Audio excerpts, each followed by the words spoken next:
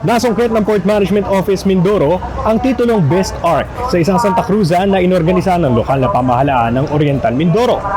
Ano nga ba ang itsura ng award-winning na arkong ito? Silipin natin sa Balitang Pantalan ni Karen Ancheta.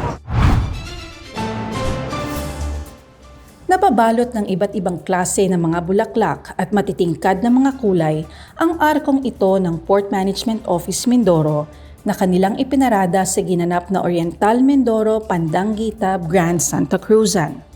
Bilang isang parada at patimpalak na inorganisa ng lokal na pamahalaan ng Oriental Mindoro, inaabangan ng madla ang mga ahensya ng gobyerno at iba pang mga organisasyon na nakikilahok sa Festival of Lights, kabilang nangangayong taon ang mga kinatawan ng nasabing PMO.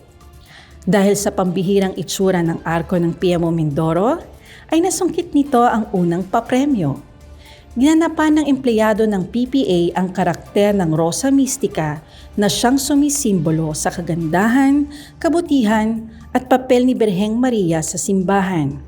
Samantala, sa pantalan naman ng nasipit sa agusan ay matagumpay na pinangasiwaan ng PPA, katuwang ang Philippine Coast Guard at PNP Highway Patrol Group ang pagdating ng imahen ng Our Lady of the Holy Rosary and Evangelization na mas kilala bilang Birhen sa Simala nitong Martes, May 20.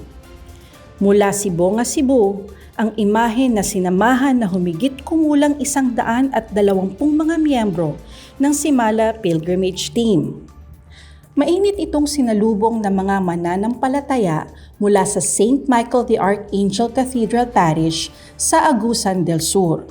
Kasama rin sa mga tumanggap ng imahen ang isang delegasyon mula sa Holy Redeemer Parish ng Butuan City na nag-alay na isang sayaw bilang pagpupugay sa mahal na Birhen ng Simala. Karen Ancheta para sa PPA TV.